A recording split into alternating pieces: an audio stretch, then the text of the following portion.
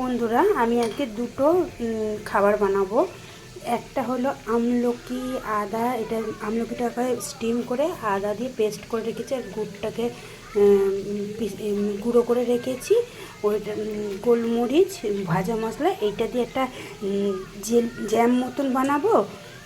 এটা শীতকালের জন্য খুবই উপকার।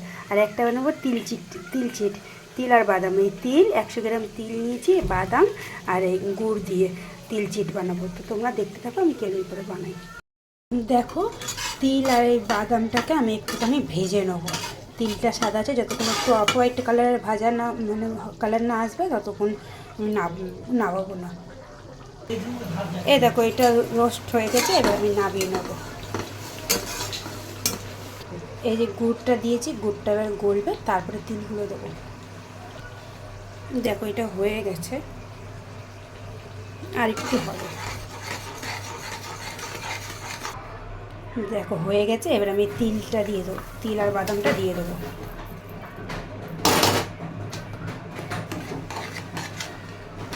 এবার আমি নাড়িয়ে একটু শুকিয়ে গেলে, এক জায়গায় হয়ে গেলে, তারপরে আমি এটা প্লেটে নেব। দেখো, এটা হয়ে গেছে, এবার আমি এটা প্লেটে নামিয়ে নেবো। এই দেখো হয়ে গেছে, এবারে ছুরি দিয়ে একটু কেটে দেবো, দিয়ে জমে গেলে তারপরে তুলবো।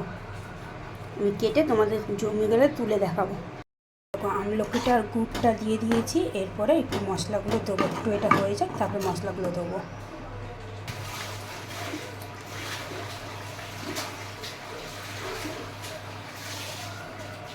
একটু ভাজা মশলাটা দিলাম,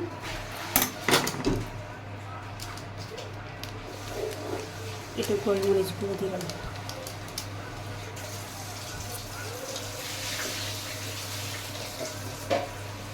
একটু নুন দিলাম,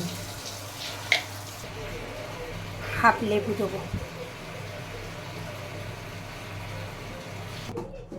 হয়ে গেছে, রেডি। এই দেখো, রেডি হয়ে গেছে দুটোই।